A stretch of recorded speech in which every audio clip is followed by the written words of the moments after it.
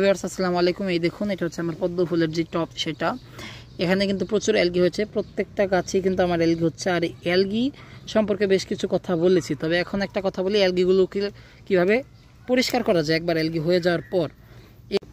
Algae পরিষ্কারের কিন্তু সেই রকমভাবে কোনো পদ্ধতি নেই। একটাই কাজ করা যেতে পারে, এভাবে হাত দিয়ে তুলে তুলে আপনারা ফেলে দিতে পারেন।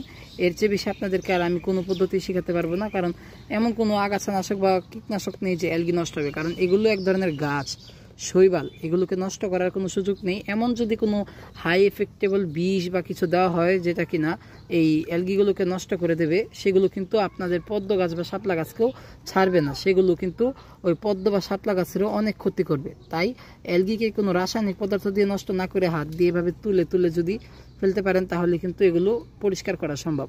রেগুলার করতে হয় কাজটা, প্রত্যেক দিন করলে কিন্তু অ্যালগি জমায় না। কিন্তু এর চেয়ে বেশি সুবিধাজনক পদ্ধতি হচ্ছে এই খুদে পানা ছেড়ে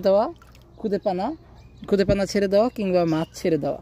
এই টাইপের জিনিসগুলো ছেড়ে দিলে কিন্তু অ্যালগিগুলো বাড়ে না। যে এই ধরনের খুদে পানা আপনারা ছাড়তে পারেন, তাহলে কিন্তু খুদে পানার কারণে অ্যালগি জমবে না।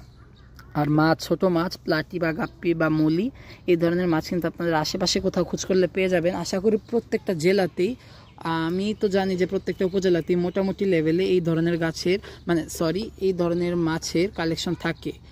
এই ধরনের মাছ মনে করেন গাপ্পি 50 থেকে 60 টাকার মধ্যে বা 70 টাকার মধ্যে হতে পারে জোড়া।